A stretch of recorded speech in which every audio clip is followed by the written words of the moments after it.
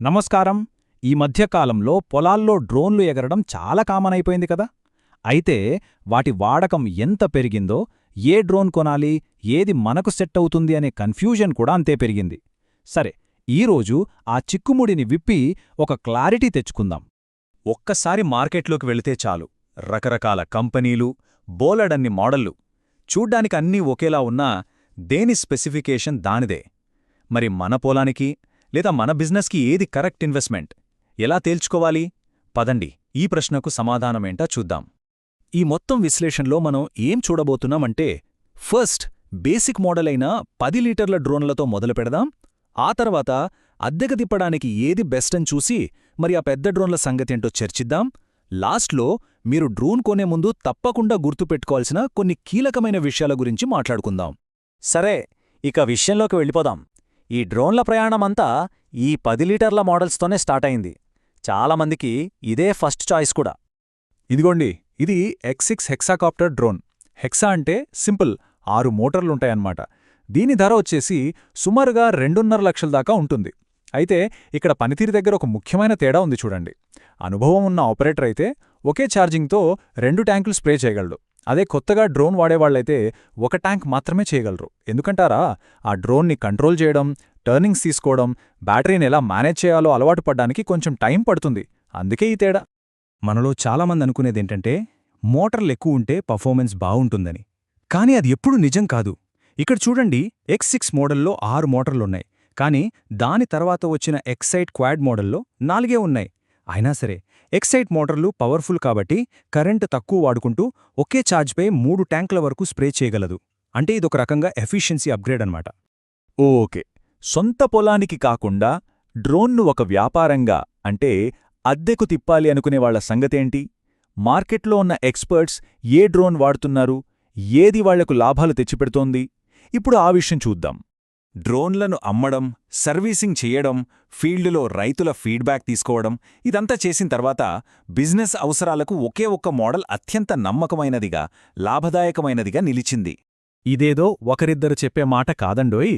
మార్కెట్లో డ్రోన్లు అమ్మేవాళ్లు, సర్వీస్ చేసేవాళ్లు, అసలు ఫీల్డులో తిరిగి రైతుల దగ్గర పనిచేసేవాళ్లు ఎవర్ని కదిపినా ఇదే మాట వినిపిస్తోంది. ఈ ప్రత్యేకమైన కాన్ఫిగరేషన్ మార్కెట్లో తిరుగులేని విజేత అని అందరికీ అర్థమైపోయింది. అదే ఈ మోడల్ 16 లీటర్ల కెపాసిటీ ఉన్న X8 హెక్సాకాప్టర్. ధరలో పెద్ద తేడా లేదు, కానీ ట్యాంక్ సైజ్, బ్యాటరీ పవర్, పనితీరు అన్నిటిలోనూ చాలా మెరుగుదల కనిపిస్తుంది. ఒకే ఛార్జుకు ఏకంగా 3 ఎకరాల వరకు స్ప్రే చేయగలదు. అందుకే దీన్ని బిజినెస్కి పర్ఫెక్ట్ అంటారు. ఎందుకంటే తక్కువ టైంలో ఎక్కువ పనవుతుంది. అంటే సమయం, డబ్బు రెండూ ఆదా అవుతాయి. మరి దీనికన్నా పెద్ద డ్రోన్లు, అంటే 20-30 లీటర్ల ట్యాంకులున్న వాటి సంగతేంటి? ట్యాంక్ ఎంత పెద్దగా ఉంటే అంత బెటర్ కదా అని చాలామంది అనుకుంటారు. కానీ ఇక్కడే అసలు విషయముంది. ఈ పెద్ద డ్రోన్లు అద్దె బిజినెస్కు అస్సలు సెట్ అవ్వవు. ఎందుకంటే వాటిని ఊరూరు తిప్పడం, ట్రాన్స్పోర్ట్ చేయడం చాలా కష్టం. మెయింటెనెన్స్ ఖర్చులు కూడా చాలా ఎక్కువ. మరి ఇవి ఎవరికంటే, ఒకే చోట 30-40 ఎకరాలున్న పెద్ద రైతులకు, వాళ్ల సొంత పొలంలో వాడుకోవడానికి మాత్రమే ఇవి పనికొస్తాయి. వీటి ధర కూడా 3.5 లక్షల నుంచి మొదలవుతుంది. సో ఇది చాలా పెద్ద పెట్టుబడి. అందుకే ఈ డ్రోన్ మీకు నిజంగా అవసరమా కాదా అని 1-2 సార్లు ఆలోచించుకోవడం చాలా ముఖ్యం. సరే, డ్రోన్ మోడల్ ఫైనల్ అయ్యాక పని అయిపోలేదు. డ్రోన్తో పాటు వచ్చే మిగతా వాటి గురించి కూడా సరిగ్గా ఆలోచించాలి. లేకపోతే తర్వాత చాలా ఇబ్బంది పడాల్సొస్తుంది. బ్యాటరీ విషయంలో 2 ఆప్షన్స్ ఉంటాయి. ఒకటి సాధారణ బ్యాటరీలు. ఇవి కొంచెం చౌకగా వస్తాయి, కానీ ఛార్జింగ్ స్లో. రెండోది స్మార్ట్ బ్యాటరీలు. ఇవి కాస్ట్లీ, కానీ చాలా ఫాస్ట్గా ఛార్జ్ అవుతాయి. సో ఇక్కడ మీరు తేల్చుకోవాల్సిందేంటంటే, మొదట్లో కొంచెం డబ్బు ఆదా చేసుకోవాలా, లేక రోజూ పొలంలో మీ విలువైన టైంని ఆదా చేసుకోవాలా? రిమోట్ కూడా చాలా ఇంపార్టెంట్. T12 రిమోట్కి మన ఫోన్నే స్క్రీన్గా పెట్టుకోవాలి.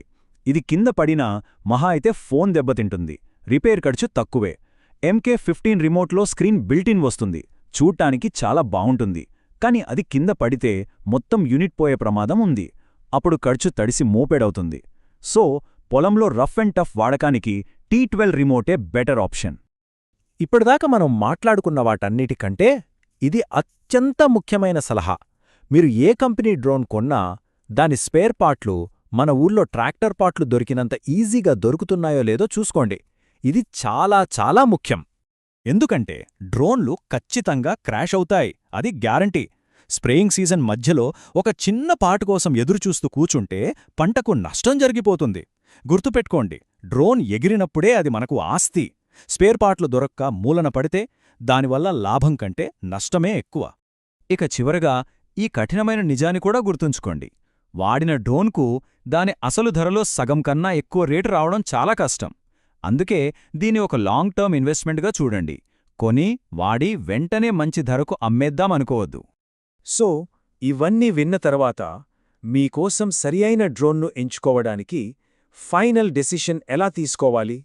మన టార్గెట్ మార్కెట్లో ఉన్న అతి పెద్దది లేదా కాస్ట్లీ డ్రోన్ని కొనడం కాదు, మన అవసరానికి, మన బడ్జెట్కి, మన ఏరియాలో సర్వీస్కి ఏది పర్ఫెక్ట్గా సూట్ అవుతుందో అదే సరైన డ్రోన్. ఇంకోలా చెప్పాలంటే నలుగురిలో గొప్పగా చెప్పుకునే డ్రోన్ కాదు, మన పనిని సైలెంట్గా పూర్తిచేసే డ్రోన్ కావాలి.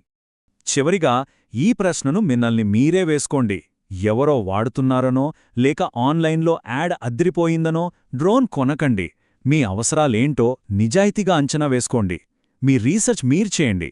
అప్పుడు మీకు సంవత్సరాల పాటు సేవలందించే సరైన డ్రోన్ ఖచ్చితంగా దొరుకుతుంది.